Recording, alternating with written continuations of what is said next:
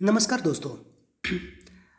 जैसा कि आप लोग जानते हैं कि हिस्ट्री का जो 2025 का जो बोर्ड का पेपर आ रहा है, हिस्ट्री सीबीएसई का, तो उसमें आप लोग को पता है कि हिस्ट्री सीबीएसई एग्ज़ाम में 21 क्वेश्चंस ऑब्जेक्टिव के आते हैं। तो जब 20 क्वेश्चन ऑब्जेक्टिव के आते हैं तो ये तो सबसे बड़ा पोर्शन हो जाता है। और यहाँ से अगर आप 21 आउट ऑफ 21 अगर गेन कर लेते हैं तो आपके परसेंटेज 90% से ऊपर बनने के चांसेस बन जाते हैं। तो 90% से ऊपर गेन करने के लिए 21 नंबर का ऑब्जेक्टिव आपके लिए सबसे ज़्यादा इंपॉर्टेंट होता है। और उसी सेक्शन में मैं मंजीत दुबे आप लोग के लिए एक नया सीरीज लेकर के आ रहा हूँ, जो सिर्फ हिस्ट्री से अभी ऑब्जेक्टिव को हम लोग डील करेंगे। ऑब्जेक्टिव को कंप्लीट करने के बाद देखिए हमारी जो प्लानिंग है ना, ऑब्जेक्टिव में मैं नियर अबाउट 25 से लेकर के 30 पूरा क्वेश्चन पेपर का सेट लेकर आने वाला हूँ। यानी नियर अबाउट आप लोग का 1000 ऑब्जेक्टिव आप लोग का कंप्लीट हो जाएगा। और 1000 ऑब्जेक्टिव कंप्लीट होने का मतलब है कि टोटल मैं 100% इस बात की गारंटी ले सकता हूँ कि उस 1000 ऑब्जेक्टिव में से 21 ऑब्जेक्टिव सेम टू सेम आप लोग को मिल जाएगा। तो अगर आप हमसे कनेक्ट रहेंगे, 1000 ऑब्जेक्टिव को आप कंप्लीट करेंगे इस सीरीज को, तो आपको काफ़ी ज़्यादा बेनिफिट होने वाला है हिस्ट्री के ऑब्जेक्टिव में। ऑब्जेक्टिव को कंप्लीट करने के बाद हम लोग क्या करेंगे, short questions, long question and mapping work को उसको भी हम लोग कंप्लीट करेंगे। तो बने रहिए मेरे साथ। तो स्टार्ट करते हैं वीडियो को। ओके, तो फर्स्ट क्वेश्चन से स्टार्ट करते हैं। Which of the following statement correctly explanation the historical significance of the great bath. आप लोग को तो ग्रेट बाथ पता ही होगा। ग्रेट बाथ क्या था, जो मोहनजोदाड़ो में सीटाडेल पे था। जी हाँ दोस्तों, सीटाडेल पे अपर टाउन जो था उसके ऊपर सिचुएटेड था ग्रेट बाथ। तो ग्रेट बाथ जो था वहाँ पर उसके बारे में पूछ रहा है। ग्रेट बाथ के बारे में कुछ फीचर बता दूँ। जिप्सम का बना हुआ था और उसके नॉर्थ साइड और साउथ साइड दोनों साइड में स्टेयर्स थी। चार चार चेंजिंग रूम, यानी टोटल 8 चेंजिंग रूम थे। तो उसके बारे में क्वेश्चन है। Great bath found at Mohenjodaro in the context of the Harappan civilization. इसका हिस्टोरिकल सिग्निफिकेंस पूछ रहा है। तो फर्स्ट ऑप्शन हम लोग पढ़ते हैं। The great bath at the Mohenjodaro was a ceremonial platform primarily used for the royal coronation and the festival। बिल्कुल गलत है ये, क्योंकि रॉयल कोरोनेशन उस समय होता नहीं था, क्योंकि हम लोग के पास कोई ऐसे एविडेंसेज नहीं आए हैं जिससे हम लोग को किंग की एविडेंसेज पता चल रही हो। तो रॉयल कोरोनेशन बिल्कुल गलत है। सेकंड ऑप्शन है the great bath at the Mohenjodaro function as a large storage space where grains तो रख ही नहीं सकते ना, क्योंकि ये तो ग्रेट बाथ की बात है। तो बाथ वाले प्लेस पे तो ग्रेन्स कभी नहीं हो सकता है। तो ये वाला ऑप्शन भी हमारा गलत हो जाता है। इसके लिए तो प्रॉपर ग्रेनरी थी, और वो भी वो सीटाडेल ग्रेट बाथ के बगल में ही थी। तो थर्ड ऑप्शन अगर हम लोग पढ़ते हैं, the great bath at the Mohenjodaro was used as a place for ritual bathing and the social gathering indicating the importance of water in the religious practice. हाँ बिल्कुल सही बात है। ये रिचुअल बाथिंग के लिए यूज होता था, सोशल गैदरिंग के लिए यूज होता था। आज के टाइम पे जैसे स्विमिंग पूल यूज होता है, स्विमिंग पूल यूज होता है, उस तरीके का नहीं था। यहाँ पर लोग रिचुअल बात के लिए इकट्ठा होते थे, कभी कभी इकट्ठा होते थे। ठीक है, तो C is the right answer. Second हमारा क्वेश्चन है, to which of the following dynasty did king Ashoka belong. Ashoka को कौन नहीं जानता है, सारे लोग जानते हैं। अशोका बिल्कुल मौर्य डायनेस्टी से कनेक्टेड थे। अशोका मौर्यन डायनेस्टी के काफ़ी फेमस रूलर थे। चंद्रगुप्त मौर्य के बाद से कोई रूलर आया है तो अशोका ही आया है। कुषाण डायनेस्टी से आपको पता है कनिष्क हैं। गुप्ता डायनेस्टी से चंद्रगुप्त विक्रमादित्य हैं। शुंग डायनेस्टी से पुष्यमित्र शुंग हैं। तो यहाँ पर हम लोग अशोका की बात कर रहे हैं, तो Maurya dynasty is the right answer. Okay, अब हम बात करते हैं क्वेश्चन नंबर थर्ड की। क्वेश्चन नंबर थर्ड की बात करते हैं। The Manusmriti is considered one of the most important text for the understanding the Hindu social order and it's norm. सबसे पहले मैं आपको असर्शन एंड रीजन में बता दूं। असर्शन एंड रीजन को अटेम्प्ट करने के लिए आपको असर्शन के बाद से आपको अपने माइंड में क्योंकि बोलना है। अगर ये क्योंकि दोनों असर्शन एंड रीजन दोनों से कनेक्ट हो जाता है तो ऑप्शन होगा ए। क्योंकि मैक्सिमम जो बच्चे होते हैं कंफ्यूज हो जाते हैं, ऑप्शन ए लगाऊं कि बी लगाऊं। सपोज दैट मैं बोल रहा हूँ Ram is a good hockey player, and मैं बोल रहा हूँ Ram is a good cook, Ram is a good master chef. तो देखो मास्टर शेफ कुक जो है वो कनेक्ट नहीं हो रहा है हॉकी प्लेयर से। हालांकि दोनों को दोनों उसके प्रॉपर्टीज है, दोनों उसके करेक्टरिस्टिक्स हैं, लेकिन दोनों कनेक्ट नहीं हो रहे हैं। तो इसलिए यहाँ पर ऑप्शन बी होगा।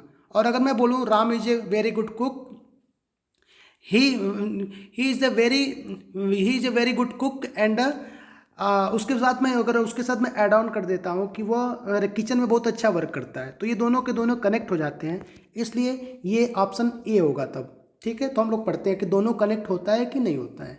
The Manusmriti is considered one of the most important text for the understanding the Hindu social order and it's norms. Okay, तो मनुस्मृति के बारे में आप लोग जानते हो 2nd century BC to 2nd century CE में लिखा गया है। ओके, और ये किस लिए लिखा गया था? Hindu social order and norms के लिए लिखा गया था। वेरी गुड, तो ऑप्शन ए तो पूरा सही हो गया पूरी तरीके से। रीजन पढ़ लेते हैं। It provide a clear depiction of the varna system. हाँ, वर्ण सिस्टम के बारे में तो क्लियर डिपिक्शन करता ही था। And assign a specific duties associated with the each varna to the maintain social order. हाँ, बिल्कुल सही बात है। उस समय ईच वर्ण जो सबसे अपर पे वो वर्ण ऑर्डर में कौन था? ब्राह्मण था। सेकंड पे कौन था? क्षत्रिय था। थर्ड पे कौन था? वैश्य था।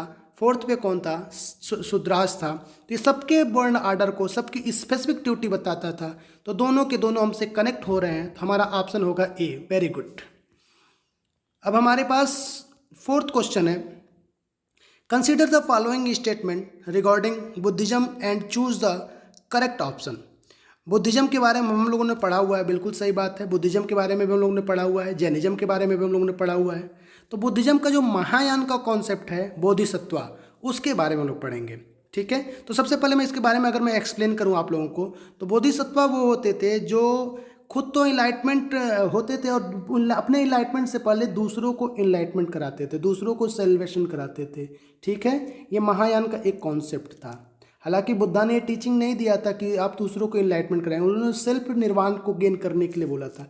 लेकिन बोधिसत्वा जो थे वो क्या करते थे? दूसरों को इनलाइटमेंट में हेल्प करते थे। तो फर्स्ट ऑप्शन अगर हम पढ़ते हैं तो the Bodhisattva is a central concept in Mahayana Buddhism. Okay, बिल्कुल सही बात है। बोधिसत्व सीख निर्माण ओनली फॉर पर्सनल सेलिब्रेशन। अब यहाँ पे पर्सनल की बात होगी, वो तो पर्सनल के लिए कुछ करते ही नहीं थे, वो तो दूसरों के लिए करते थे। तो यहाँ पर बोधिसत्व सीख निर्वाण ओनली फॉर पर्सनल सेलिब्रेशन को नहीं करेंगे हम लोग, यह गलत हो जाता है। तो अगर हम 2 से एलिमिनेट करते हैं तो 2 किस में नहीं है? देखिए, पहले में है, दूसरे में ऑप्शन में है, थर्ड ऑप्शन में 2 नहीं है। तो यहाँ से हमारा सी ऑप्शन करेक्ट हो जाता है। ओके, ठीक है, नेक्स्ट क्वेश्चन पे चलते हैं हम लोग। नेक्स्ट क्वेश्चन पे करते हैं हम लोग। तो नेक्स्ट क्वेश्चन हमारा है, match the traveller with their account और डिस्क्रिप्शन ऑफ इंडियन सोसाइटी। यहाँ पर हम लोग को 4 ट्रेवलर दिए हुए हैं, बहुत ही आसान सा क्वेश्चन है। तो चारों ट्रेवलर को हम लोग कनेक्ट करेंगे। तो सबसे पहले हम बात करते हैं इब्न बतूता की। जैसा कि आप लोग सब लोग जानते हैं, इब्न बतूता जो थे वो दिल्ली सल्तनत में मोहम्मद बिन तुगलक की डायनेस्टी में उनके कोर्ट में आए थे। इनको कुछ समय के लिए काजी बनाया गया, फिर इनको चाइना भेजा गया भाई साहब को। तो इब्न बतूता की जो था, तो ए को हम किससे कनेक्ट कर देंगे? 4 से। अब हम ऑप्शन को देखते हैं कि कौन से ऑप्शन में ए को 4 से कनेक्ट किया है। तो देखिए, सी ऑप्शन जो है ए को 4 से कनेक्ट किया हुआ है। ठीक है, दूसरा हम बात कर लेते हैं अल बरूनी की। अल बरूनी के बारे में कौन नहीं जानता है? 973 में ख्वारिज़मी में वो वॉर्न होते हैं, उसके बाद से बुक लिखते हैं किताबुल हिंद, इंडिया आते हैं और इंडिया में इंडियन के कल्चर पर उन्होंने किताबुल हिंद लिखा। तो बी का 2 हो गया। सी को इन्होंने किससे मिला रखा है? 3 से मिला रखा है। तो फ्रैंकोइस बर्नियर फ्रांस के थे, इंडियन कास्ट सिस्टम को इन्होंने डिफाइन किया हुआ था। और डोमिंगो पायस जी के बारे में भी सब लोग जानते हैं, विजयनगर एम्पायर में उनका आना जाना लगा रहता था। तो ठीक है, तो 5 का ऑप्शन नंबर सी हमारा राइट आंसर है। ओके, अब हम बात करते हैं क्वेश्चन नंबर 6 की। तो क्वेश्चन नंबर 6 की अगर हम लोग बात करते हैं तो यहाँ पर भक्ति सूफी के बारे में हम लोग जो चैप्टर है उससे हमारा कॉन्सेप्ट आया हुआ है। तो आइडेंटिफाई द भक्ति संत। भक्ति संत के बारे में आपको जानना है कि कौन से भक्ति संत है जिनके बारे में बात हो रही है। ओके, ठीक है, तो फॉलोइंग हम लोग इन्फॉर्मेशन पढ़ते हैं, देखते हैं कि हम लोग को आता है कि नहीं आता है। He compose the hymns in the praise of the Vitthal a form of Vishnu. Vitthal, देखिए विट्ठल जो कास्ट है ना, विट्ठल दादा अभी कहाँ पर बताया जाता है? कभी आप महाराष्ट्र में देखिए, वीर शिवाजी की मूवी देखिए तो वहाँ पे विट्ठल दादा बताया जाता है। तो विट्ठल जो है कनेक्ट कर गया पहले ही महाराष्ट्र में। अब देखते हैं दूसरा, form of Vishnu. He was the sant poet of the Maharashtra. Maharashtra में कौन थे? अब देख लेते, नाम देखते हैं। तुलसीदास तो हमारे यहाँ के यूपी के हैं, ठीक है। कबीरदास जी बनारस के, वो भी यूपी के हैं। मीराबाई जी कहाँ के हैं? ये तो राजस्थान की हैं। और नामदेव जो एक ऑप्शन बचता है, अगर हमें नामदेव के बारे में बिल्कुल नहीं पढ़ा हो तो भी हम लोग एलिमिनेशन मेथड लगा करके हम लोग राइट आंसर तक पहुंच जाएंगे। Okay, very good. तो हम लोग नेक्स्ट क्वेश्चन पे चलते हैं। नेक्स्ट क्वेश्चन, क्वेश्चन नंबर 7 की हम लोग बात करते हैं। तो देखिए विजयनगर एम्पायर का खूब ढेर सारे टेम्पल थे, आपको पता है। हजारा रामा टेम्पल है, महानवमी डिब्बा जो वहाँ का रॉयल कोर्ट है, और विट्ठल टेम्पल है, लोटस टेम्पल है। तो ये टेम्पल को आपको पहचानना है। देखिए दोस्तों, एक पिक्चर से रिलेटेड क्वेश्चन जरूर आएगा 2 नंबर का, तो आपको पिक्चर से रिलेटेड नॉलेज के बारे में बहुत ज़्यादा आपको केयरफुली आपको नॉलेज होना चाहिए। तो ये जो है अभी हम लोगों ने जो पढ़ा विट्ठल टेम्पल, उसी का पूरा पार्ट है। ओके, तो ये पिक्चर विट्ठल टेम्पल का। ओके, एक क्वेश्चन नंबर 8 की बात करते हैं। Which of the following the best describe the role of a zamindar in the Mughal empire. अब हमारे क्वेश्चन में पूछ रहा है कि रोल ऑफ जमींदार इन द मुगल एम्पायर क्या था। मुगल एम्पायर में जमींदार का रोल क्या था, हम लोग देख लेते हैं। Zamindar served as local governor with the military duties. नहीं भाई साहब, जमींदार को इसलिए लोकल गवर्नर तो बनाया ही नहीं था। वो तो एक तरीके से लोकल लेवल पे क्या करते थे, लैंड को कंट्रोल करते थे, टैक्स को कलेक्ट करते थे, और टैक्स को कलेक्ट करके किसको भेजते थे, जो मुगल रूलर होते थे उनको भेजते थे। ठीक है, तो इनका ये काम तो बिल्कुल नहीं था। They were the village artisan, second option. Artisan का वर्क कहाँ करेगा, वो तो जमींदार है। Very good. They collected the land revenue from peasant on behalf of the state. Very good, यही ऑप्शन हमारा सही है। Behalf of the state they collected the land revenue. Okay, next option पे चलते हैं हम लोग। Which of the following statement is incorrect regarding the ryotwari system. Ryotwari system पे क्या पूछा हुआ है, इनकरेक्ट पूछा हुआ है। Okay, incorrect. तो पहला देखते हैं हम करेक्ट है कि नहीं करेक्ट है, हमें आंसर कहाँ मिल रहा है। The British collected revenue directly from the individual right. बिल्कुल सही, रैयत मतलब पीजेंट होता ही होता है। रैयतवाड़ी को इंट्रोड्यूस किसने किया था, टॉमस मुनरो ने किया था रैयतवाड़ी को, और रैयतवाड़ी सीधा सीधा पीजेंट से ले लेते थे ये। Okay, very good. Second option ये तो करेक्ट है, तो ये ऑप्शन नहीं होगा हमारा। The ryotwari system was the implemented primarily in the Madras and the Bombay presidency. तो मद्रास और बॉम्बे प्रेसिडेंसी, बिल्कुल सही बात है। मद्रास और बॉम्बे प्रेसिडेंसी में इसको इंट्रोड्यूस किया गया था, क्योंकि नॉर्थ में तो परमानेंट सेटलमेंट था, साउथ में ही रैयतवाड़ी सेटलमेंट था। बिल्कुल सही, ये भी सही है, तो ये ऑप्शन भी हम लोग नहीं लगा सकते क्योंकि इनकरेक्ट पूछा हुआ है। थर्ड ऑप्शन जो है, revenue was the fixed and did not vary according to the crop yield और production level. Revenue was fixed, यहाँ पर फिक्स्ड लगाया हुआ है, तो फिक्स्ड जब लगा दिया गया तो फिक्स्ड जो था वो परमानेंट सेटलमेंट में था, नॉन परमानेंट सेटलमेंट में ये फिक्स्ड नहीं था। तो यहाँ पर क्या हुआ, वेरी कर रहा है, तो इसलिए ये जो है इनकरेक्ट है। तो यहाँ पर इनकरेक्ट पूछा हुआ है, तो ये सही ऑप्शन है। Okay, very good. अब हम लोग 10th क्वेश्चन पढ़ते हैं। अब 10th क्वेश्चन को करने के बाद हम लोग थोड़ा सा ब्रेक लेंगे, और सेकंड वीडियो में 11 क्वेश्चन को कवर करके पूरा 20 क्वेश्चन हम लोग कवर कर लेंगे। 21 क्वेश्चन, एक सैम्पल पेपर का ऑब्जेक्टिव सेक्शन हम लोग पूरा कंप्लीट कर लेंगे। और दोस्तों, अगर हम लोग इसको पूरा कंप्लीट कर लिए ना, 30 सैम्पल पेपर का सीरीज, उससे बाहर कुछ नहीं आएगा। तो 10th क्वेश्चन पढ़ते हैं हम लोग। To gain insight into the personal perspective, motivation and experiences of Indian soldier involved in the 1857 फिर से पढ़ते हैं इसको,